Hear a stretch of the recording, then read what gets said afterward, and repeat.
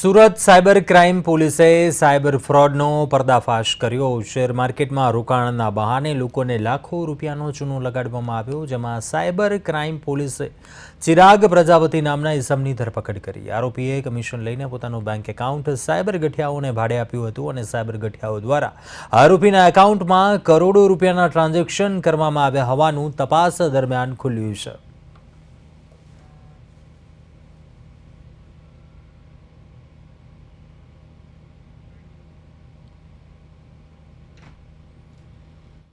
Doctor Reddy ના માટે એમઆરનું કામ કરે છે, મેડિકલ રિપ્રેઝેન્ટેટિવ તરીકે, અને એમને એક દિવસ એક કોલ આવ્યો જેમાં સામેવાળાએ સ્ટોકમાં ઇન્વેસ્ટ કરવાની ટિપ્સ વગેરે આપી।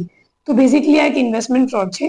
તો સામેવાળાએ જ્યારે ટિપ્સ આપી અને એમને કીધું કે તમને વધારે વળતર મળશે જો તમે અમારી સાથે ઇન્વેસ્ટમેન્ટ કરો, તો પછી એ જે એમઆર છે એમને અઢી મહિના સુધી આ ફ્રોડ ચાલ્યું અને ટોટલ 2.5 મહિનામાં એમઆરએ એમને 6,75,000 જેટલા રૂપિયા સામેવાળાની અકાઉન્ટમાં ટ્રાન્સફર કરી દીધી હતી અને એમને એમ લાગ્યું કે હું ઇન્વેસ્ટમેન્ટ કરું છું।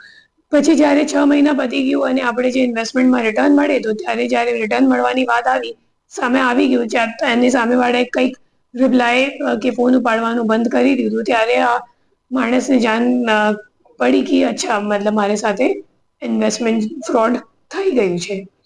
અને આ કામના જે આરોપીને અમે લોકો લઈને આવ્યા છે એ પાટણ જિલ્લાના છે।